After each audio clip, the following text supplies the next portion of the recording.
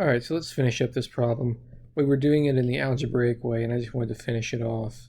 So I had actually written down on the whiteboard this computation, and now let's actually do that in the calculator, just so you can see, how to input this correctly. So there's a couple ways to do this. I tend to, when I have this is a compound. Well, it's not exactly a compound fraction, but I have a fraction up here, and then this is a fraction. So I'm actually just going to do the numerator and then in one line.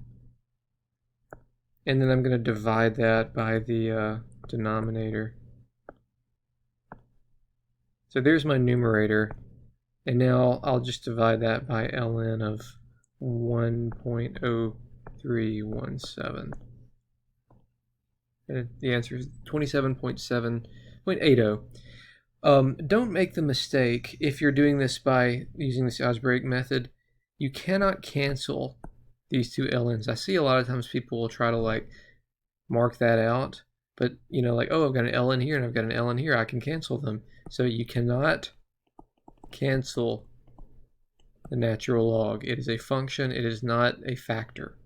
Okay? All right. Now there is another way to do this problem, and the other way to do it would be just to think about this as a function and this is another function, and then we want to find the intersection of these two. That would be like the math modeling way, right? This would be y1, this would be y2, and then we just do calc intersect. This next slide talks about both of those. And both of these are great methods. If you have a graphing calculator at your disposal, this is a perfectly good method. All right. Now, we have some definite connections back to exponential growth and continuous growth and regular growth that logarithms can help us with. So to return to that subject for a moment, we want to be able to interchange exponential growth models. And what I mean by that, what is this talking about? This is talking about if I have a model that's given to you in continuous form and you want to write it in standard form,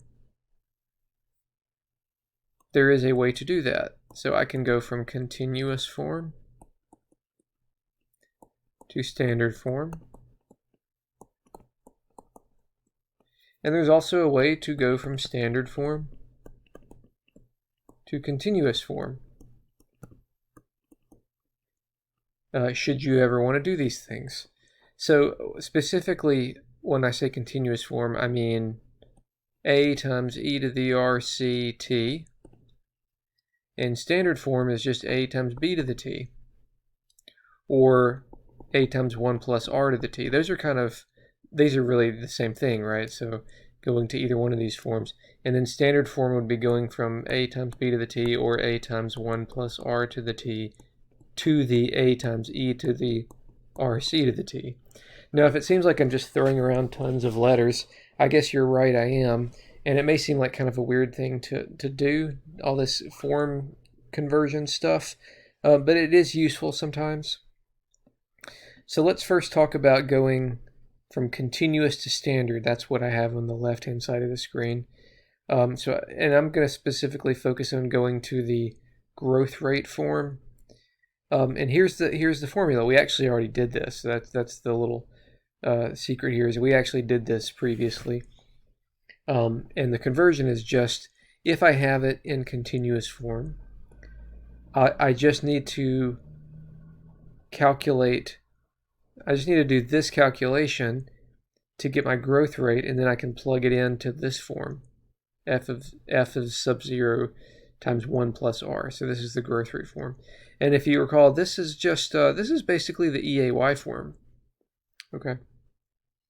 So we actually did this direction already. So it's the other direction that we haven't done, the standard to continuous. So what do you do if you have something that's in standard form like this one, and you want to write it in continuous form? Well, here's the thing.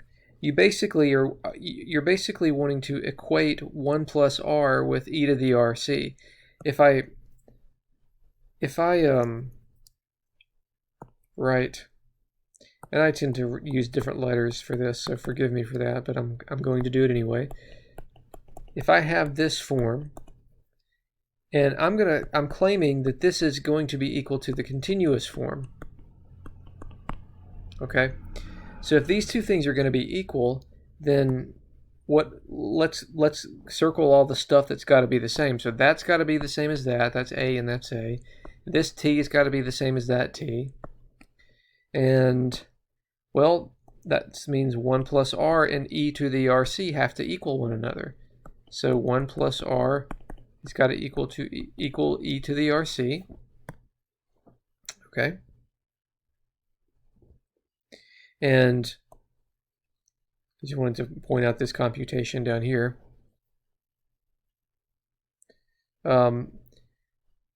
This is the thing that I know, right? I don't know this one, so this is the known part.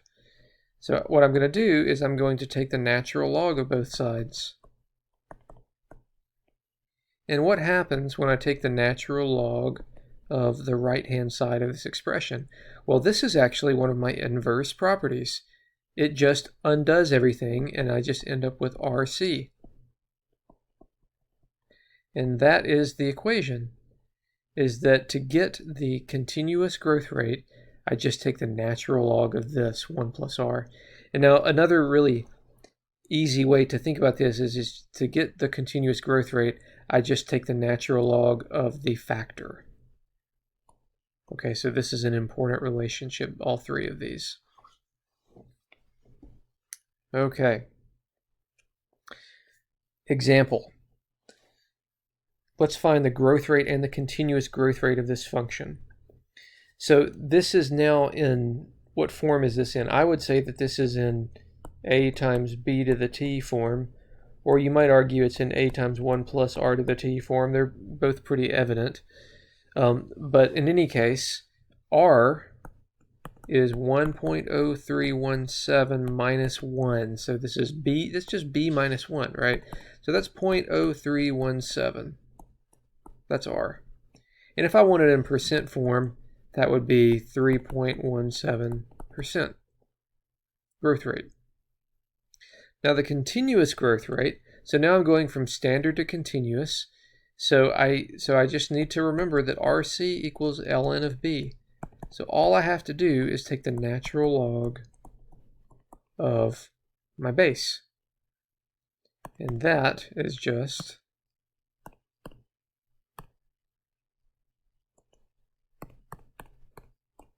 and remember that's the whole base. It's not the rate, it's the whole factor there. So that's 0.03121. 0.03121. Or 3.121%. Okay, so that's an example of converting from standard to continuous growth rate.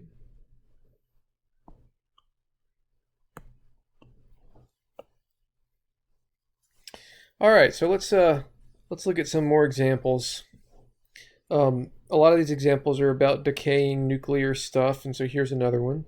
We've got some plutonium-240, which has a very long half-life of 6,563 years. So I won't be moving around any plutonium if I can help it.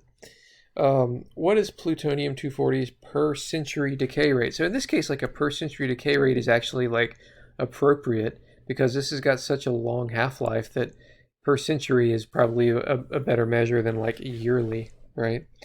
So the per century decay rate. Okay. So, well, first of all, what am I given? All I'm given is the half-life. So you got to think back, what do we do when we have a half-life? Oh yeah, I do this. I say, well, 0, I have 1, and 6,563 years later, I've got a half of 1. You know, if that was 1 tablespoon, I got now a half tablespoon, and now I've got to do exponential regression. So we're going to have to go to the, oh boy, what did I just do? Go to the stat editor, enter our data.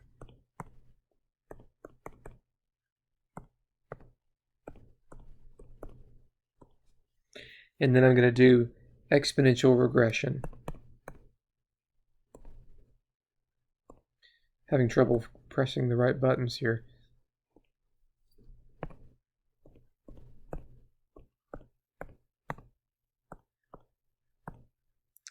And there's our function. 1 times 0.99989 to the x. So I really need the factor here, because the factor is what I'm going to use to convert. So the factor, the annual factor, that's that b value, is 0.9, like I said, 0.99989, I think is what it was. Yeah. But I can use the calculator to get the full value. But what I want to do is, because I want to go to centuries, so I'm going to go b to the 100th power.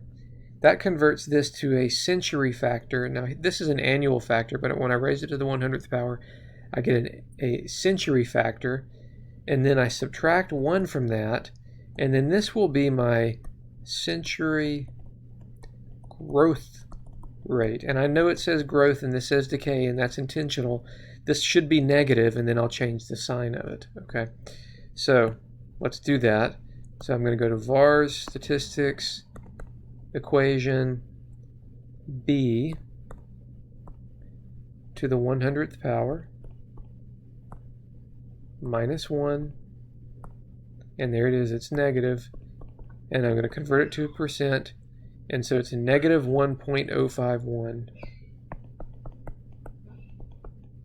Oops, and I forgot to change this. Well, that's the growth rate. So decay rate is 1.051 positive. Okay. What is plutonium-240's per century continuous decay rate? Oh, now you're really going for it. So I'm going for the continuous per century decay rate. So how do we do this? Well, first we've got to, I mean, really we've kind of done some of this already by doing all these calculations. But the thing to think about here is, what's the relevant equation to convert from regular to continuous? Okay, so let me go back to that. The equation to convert regular to continuous is right here. So it's just the natural log of the factor. But the thing the confusing thing here is that I actually need the natural log. Whoops. I need the natural log, not of this factor, because that's the regular annual factor. I need the natural log of the century factor. So I'm actually going to do natural log of b to the 100th. Okay. And that actually, I could bring the 100 down, and that would be 100 times ln of b. But either way, and I've still got the b value in the calculator, so I can go to vars statistics equation b caret 100,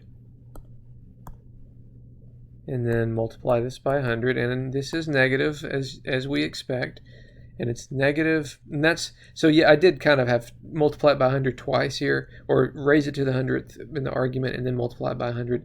But the first one is because it's century, and the second one is put it in percent form, and so that's the actual decay rate is positive 1.056% decay.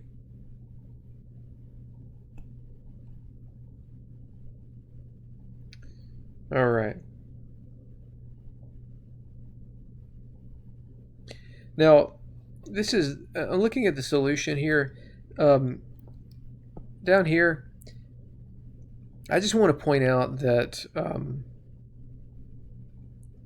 actually, let me check one thing. What was our b value?